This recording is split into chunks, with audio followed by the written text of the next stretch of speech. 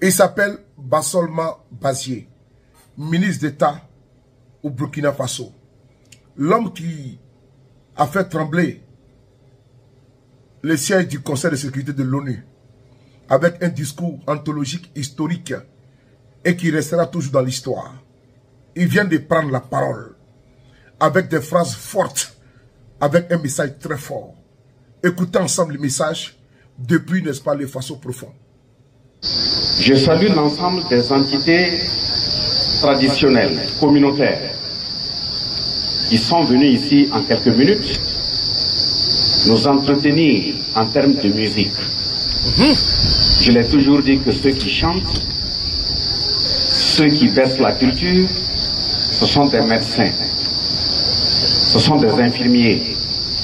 À travers leur façon de faire, leur façon de dire, leur façon de chanter, même leur façon d'apparaître, ils nous soignent, même à distance, sans nous avoir touchés. Et justement, certains sont passés. Nous avons eu le temps de leur remettre 10 francs. Mais ceux qui étaient les premiers à nous accueillir, étant donné qu'ils sont traditionnellement habillés, la tradition aussi a ses principes et la façon dont il faut se comporter. Et quand vous avez des masques devant vous, si vous ne savez pas comment ils ont été habillés, si vous ne savez pas comment ils ont été conduits devant vous, vous ne pouvez pas vous lever et puis commencer à leur tendre la main. Mais si on n'a pas pu tendre la main, ça ne veut pas dire que ce qu'ils ont fait n'a pas été très beau. C'est même très très beau. Et je le dis, je tiens au nom du chef de l'État et du Premier ministre à saluer toutes les communautés ici présentes. Ce que nous venons de vivre est en conformité avec le message qui est toujours livré au peuple burkinabé. Le peuple burkinabé, appelé anciennement peuple voltaïque, n'a jamais pris la honte devant qui que ce soit, quelle que soit la période. Ce n'est pas parce qu'il s'appelle aujourd'hui peuple burkinabé qu'il prendra la honte. Nous n'allons pas prendre la honte, quelles que soient les circonstances que nous allons vivre et traverser. Mais justement, si nous n'allons pas prendre la honte, ce n'est pas en dormant. Nous n'allons pas prendre la honte, ce n'est pas en se mentant. Nous n'allons pas prendre la honte, ce n'est pas en volant. Nous n'allons pas prendre la honte en travaillant, en étant sincères et en respectant les origines desquelles nous sommes venus. Et ces origines-là, ce sont nos coutumes, ce sont nos traditions. C'est ce message, justement, que le chef de l'État a voulu transférer à tout un chacun, en considérant qu'à partir de l'instant, chaque journée de 15 mai dans notre pays sera la journée de nos coutumes et de nos traditions. Vous comprendrez bien donc qu'un homme, un bois, s'il tombe dans l'eau, quel que soit le nombre d'années qu'il va mettre dans l'eau, il ne va jamais devenir ni un poisson ni un caïman. Il va rester un bois. Et de ce point de vue, tant que nous n'allons pas nous appuyer sur nos origines, d'où nous venons, ce n'est pas évident qu'on va savoir là où nous partons. Nous tenons à poser des actes comme ça de façon officielle, parce que des moments quand on voit des gens qui vont même repartir sur les traditions, ils repartent comme si c'était des objets de honte. Ils se cachent pour y aller. Si ce n'est pas la nuit, ils n'y partent pas. Et pourtant le jour, chacun donne l'impression que c'est des lieux sur lesquels il ne faut pas aller. Or la nuit, nous partons tous. Mais justement, voilà pourquoi j'ai dit qu'il faut qu'on arrête de se mentir. C'est justement le fait d'arrêter de se mentir que cette journée du 15 a été instituée. Pour que chacun, à 8h, à midi, à 14h, à 16h, si vous avez un grand-père qui a été enterré à quelque part, vous voulez aller vous incliner sur la tombe, il faut le faire. Aux yeux de tout le monde et aux yeux de tout le monde. Si vous avez un vieux canari avec lequel votre grand-mère vous a entretenu jusqu'à ce que vous soyez ministre, n'ayez pas peur d'enlever ça à 13h, poser le magnifier et saluer son passage sur terre.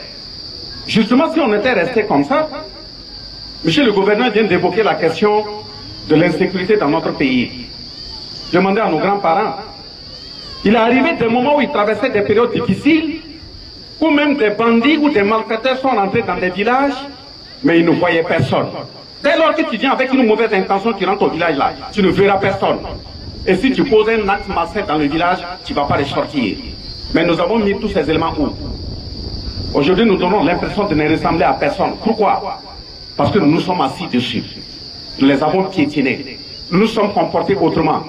Et de ce point de vue, je lance un appel à l'ensemble de nos représentants, des coutumes et autres, tout en les magnifiant. Il faut les encourager et les inviter à poursuivre. Et faire en sorte à toutes les communautés qui sont sur cette localité, qui est une partie entière du Burkina Faso, et même toutes les autres localités du Burkina, de faire en sorte que l'insécurité à partir de 2024 s'est terminée. Il faut qu'on l'enterre et que le peuple burkinabé puisse évoluer. Nous allons justement l'enterrer et enterrer cette insécurité et progresser et continuer de produire comme avant, mais la balle est dans notre camp. Ça veut dire quoi? Nous tous qui sommes assis ici, nous avons des neveux, nous avons des frères, nous avons des épouses. Dans la famille, chacun connaît chacun. Chacun sait que fait chacun. Chacun sait d'où vient chacun. Donc de ce point de vue, si vous êtes dans une famille, vous voyez un enfant dont son travail est tordu. Vous voyez un enfant dont son travail n'est pas convenable. Vous voyez même une personne âgée dont son attitude n'est pas convenable. Il faut que la communauté ait le courage nécessaire de l'interpeller et l'asseoir. Et lui dit de revenir sur la voie. On nous a toujours dit traditionnellement, des sorciers ne peuvent pas quitter ailleurs. Venir prendre un enfant de la famille, s'il n'y a pas un traître au sein de cette famille. Il appartient à chaque famille de traiter correctement ses traîtres, les soigner copieusement, même au plan culturel, pour que la sécurité puisse revenir dans notre pays. Il ne faut pas continuer de se mentir. Tant qu'on ne va pas le faire là-bas, et qu'on dit, bon, ça chauffe ici, il faut que la police vienne. Ça chauffe là, il faut que la gendarmerie vienne. Ça chauffe ici, il faut que les militaires viennent. Mais les militaires ne sont pas faits en bois, ils ne sont pas faits en fer. C'est des enfants également. Ils ont besoin de vivre comme nous tous, en tant que civils. Par conséquent, il faudrait que nous, civils, à tous nos niveaux de responsabilité, on s'assume. Il ne faudrait pas que dans notre comportement, on crée des situations délétères. Et quand ça pourrit, on veut maintenant des hommes faits en fer, appeler gendarmes, appeler policiers, appeler militaires pour venir les résoudre. Il faut qu'on regarde correctement notre comportement.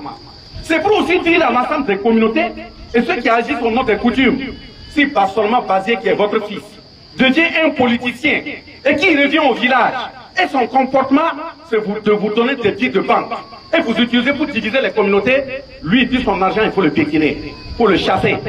Parce que la haute volta n'a jamais évolué dans le cadre de la division. Par conséquent, si par exemple, on trouve dans le zéro ici, et à Sapui ici, même à 2 h du matin, un neveu qui est dans la famille, et son comportement est bizarre, qui va amener des étrangers, dont on ne sait pas d'où ils viennent, pour venir s'attaquer à la localité, si vous ne voulez pas le soigner, si vous n'avez pas le courage de le soigner, si vous ne pouvez pas le soigner, moi mon numéro est sur Facebook, il faut m'appeler. Je viendrai même à 2 h du matin. Remettez-moi-le. C'est une question familiale. Je vais le traiter sur bâti. Ça, il faut qu'on dise. Donc par conséquent, on ne peut pas dire que cette insécurité dans notre pays, on ne peut pas faire face. Quelqu'un ne doit pas aller arroser son champ en bordure du barrage en ayant peur. Pourquoi il doit avoir peur? Il ne doit pas aller cultiver dans sa bananeraie en ayant peur. Il veut récolter sa tomate, il a peur. Pourquoi? Est-ce que c'est comme ça nos parents, nos grands-parents sont partis nous laisser le pays? Ce n'est pas comme ça. Voilà pourquoi le capitaine Ibrahim Traoré, président de la transition, a dit, nous tous qui sommes ici, des enfants jusqu'aux plus âgés, aujourd'hui chacun doit se considérer comme si, ce n'est même pas comme si, il est un volontaire pour la défense de la patrie. Et dans notre comportement, ça doit être comme ça. Il ne faudrait pas que ça chauffe dans un village et puis on est là, on fait des appels, l'armée n'a qu'à venir, les policiers n'ont qu'à venir, les gendarmes n'ont qu'à venir, et ils sont tombés du ciel, non? C'est aussi des enfants. Ce que nous nous sommes nés trouver, généralement dans un village, quand on dit ça chauffe, là où ça chauffe, ce sont les femmes et les enfants qu'on met de côté. Et nous qui sommes les garçons là, nous courons vers là où ça chauffe. Aujourd'hui on dit ça chauffe, chacun court, il rentre dans sa case et s'assoit. C'est dans sa case pour chercher quoi? Les hommes doivent quitter les cases et aller là où ça chauffe. Voilà pourquoi nous disons aussi à l'ensemble de tous ceux qui tiennent nos coutumes. Vous voyez des enfants vont au front, ils sont des policiers. Des enfants vont au front, ils sont des militaires. Ils sont des gendarmes. Ils vont là-bas, ils font 3 mois, 4 mois, 5 mois, 6 mois. Ils reviennent et ils n'arrivent pas à dormir. Mais pourquoi vous les abandonnez? C'est pas normal. On a vu des grands-parents qui étaient même en Indochine. qui étaient en Allemagne, qui étaient en France, qui étaient fait la guerre et qui sont revenus. C'est un choc. C'est la mort naturelle qui est venue les emporter. Personne n'est tombé au champ de bataille. Mais donc, nos chers doyens, vous faites quoi? Vous faites en sorte que quand un enfant est dans la famille, on dit qu'il a un policier, qu'il a un VDP, qu'il a un Oué Forêt, qu'il a un gendarme, qu'il a un douanier, mais il faut le travailler. Donnez-lui le nécessaire, ça ne manque pas là. Secouez les Canaries, donnez-lui. Parce que ceux qui viennent aussi attaquer, ils viennent aussi avec leur force. Donc par conséquent, ils sont préparés comme ça quand ils vont là. Vous-même, vous savez très bien que dans le temps, dans les villages, quand quelqu'un est mélangé à des questions de décès, quand un enfant qui est prématuré, qui n'a pas encore atteint l'âge mature, qui voit un corps et qui n'arrive pas à dormir, il y a des produits qu'on lui donne. Il se lave et puis on le ramène dans la société. Pourquoi vous ne préparez pas ça pour que quand les enfants vont au front, ils reviennent, vous ne leur donnez pas pour qu'ils se lavent? Des enfants viennent, ils marchent dans la rue, ils parlent seuls. Or, c'est le pays qu'ils sont partis défendre. D'autres sans moi, ils perdent des bras, d'autres perdent des jambes. Ils reviennent, ils n'arrivent pas à dormir. Mais nos coutumes sont partis où? Il faudrait qu'on s'occupe de ces enfants. Il faut que quand un enfant, avant d'aller en brousse, s'il va en brousse, il croise ses ennemis et qu'il reste en brousse, ce n'est pas lui qui est faible. C'est toi qui, en tant que premier responsable, assis sur les coutumes à la maison, c'est toi qui es faible. Si l'enfant est venu te dire avant de partir, tu as fait quoi? Si on vient, on entre dans une famille, on arrive à enlever quelqu'un, à les tuer, ou bien venir attaquer une famille, c'est pas ceux qui sont venus là qui viennent attaquer qui sont forts. C'est vous qui êtes dans la famille, vous n'avez pas pu parler de la même voix, ou des individus vous quittent pour aller être en lien avec des étrangers venir vous attaquer, c'est vous qui êtes faibles. Dans le temps, un enfant ne peut pas venir dans le village avec 2 étrangers, 3 étrangers, tu ne passes pas saluer le chef, tu te promènes, mais tu es avec qui? Ça ne doit pas se faire. Donc, à partir du 15 mai 30, comme le chef de l'État l'a dit, il ne faut même pas attendre le 15 mai. Il y a des chefs de terre, réunissez-vous, appelez les jeunes, posez la terre. Ils n'ont qu'à voir. Celui qui va amener des étrangers pour attaquer la localité, dès lors qu'il a vu l'eau de la terre avant de partir là, il n'a pas 3 jours à faire. Appelez les enfants qui passent ça. Pour qu'à partir de 2024, on ne veut plus entendre une question d'insécurité dans notre pays. On ne veut plus entendre que quelqu'un est parti pour cultiver, il a des difficultés. On ne veut plus entendre que quelqu'un dans son champ de tomates, il a des difficultés. Pourquoi? Donc, mettre dans la main, on va le faire. Et regardez le président, et regardez sa jeunesse. Un jeune qui vient, qui dit lui, il rentre dans un fourneau de braise. Quel que soit ce qui va lui arriver, c'est pour que le pays puisse se tenir debout. Nous, on fait quoi? Nous qui sommes vieux, on fait quoi? Quand on fait le calcul même de nos âges là, on dit que quand tu as atteint 46 ans, c'est même la limite de l'expérience de vie. Donc, à partir de 47 ans, tout ce que tu gagnes là, l'air que tu respires là, c'est gratuit. Donc, dès lors que l'air que tu respires, c'est gratuit, tout ce que tu fais, c'est gratuit, tu as déjà vécu, mets ta vie dans la balance pour que les enfants puissent mieux vivre. Il ne faudrait pas qu'on s'assied, on dit oui, tu meurs, on t'amène au cimetière, oui, que la terre te soit légère, on fait une semaine de prière, ça, ce n'est rien. C'est ce que tu as fait avant de mourir là. C'est ça qui va faire la terre sera légère. Ce ne sont pas les prières. Donc, faisons en sorte à ce que les enfants ne meurent plus. Tous ceux qui sont arrêtés ainsi de suite, qui vont au front, ils sont des gendarmes, ils sont des policiers et autres là. Vous pouvez bien les aider. Il faut les aider. S'ils reviennent également, il faut leur rendre visite. Un enfant ne doit pas être au front. Il est au front, il se pose la question, sa femme qu'il a à la maison, comment elle va vivre? L'enfant qu'il a laissé avant d'aller servir le pays là, comment l'enfant va vivre? Pourquoi il va être au front tenir un fusil? Pour que nous on puisse être à l'aise et il doit encore penser qu'est-ce que l'enfant va manger à la maison. Ça c'est pas être burkinabé. Si vous avez un enfant, un fils, un neveu, une nièce qui est dans l'armée, qui devient VTP, qui ne dort pas à la maison, ce qu'il est parti laisser à la maison, c'est à vous, c'est à nous de nous en occuper. Donc je tiens déjà à vous féliciter pour l'ensemble des sacrifices consentis quand le chef de l'État lance un appel. Mais il faut que les enfants arrêtent de pleurer. Il faut qu'on arrête de compter le nombre de nos orphelins. Il faut qu'on arrête de compter le nombre de nos veuves. Mais cela passe par nous, nos personnes âgées. Il ne faut pas que quelqu'un quitte la ville parce qu'il a l'argent, parce qu'il est un politicien, il vient chez vous, vous savez très bien que son comportement n'est pas correct, malgré tout vous prenez ce qu'il vous donne. C'est de la saleté, ça m'appelle la saleté. Quand son comportement n'est pas correct là, nous on a vu des vieux, hein. Tu viens, tu lui donnes, il prend sa épaule de côté, et puis il t'insulte avec, il te remet, parce que ton comportement n'est pas sain. On a la chance, il y a la télé, il y a la radio, il y a les médias, où tous nos enfants qui sont même hors de la localité là, chacun sait ce qu'ils font. Donc s'ils n'ont pas un comportement correct, appelez-les au village, il faut leur dire la vérité. Moi je vous parle comme ça parce que je ne suis pas un politicien. Je ne veux même pas être un politicien. Ça ne m'intéresse pas. Je ne cherche pas de l'électorat. On m'a appelé pour une mission. Moi, j'exécute ma mission. Si maintenant la mission finit, même si Pastorman il veut venir demander quelque chose, vous voulez voter, vous votez, vous ne voulez pas, vous laissez. Ce n'est pas de la campagne. Je dis et je répète, il faut que 2024, là, la crise là finisse. Et que nos mamans aillent en groupe chercher leur voix comme avant. Les jeunes qui vont aller au parage cultiver, qu'ils y aillent et qu'ils le fassent comme avant. Il ne faudrait plus qu'il y ait de la peur. Donc, c'est un appel qu'on lance à l'ensemble de toutes les entités et que nos frères et sœurs qui sont dans les villes qui ont honte, qui ne veulent plus aller sur les coutumes là, voilà, nos chers frères qui sont ainsi les doyens, le 15 mai là, il faut faire sortir les choses. Les enfants vont quitter la ville et revenir. Celui qui a eu un poulet, celui qui a un coq, ainsi de suite, il faut égorger. Donnez au man.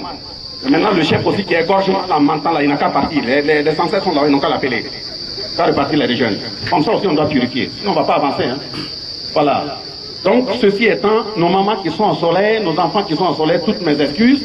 J'ai été un peu long, mais il fallait qu'on se dise cette vérité.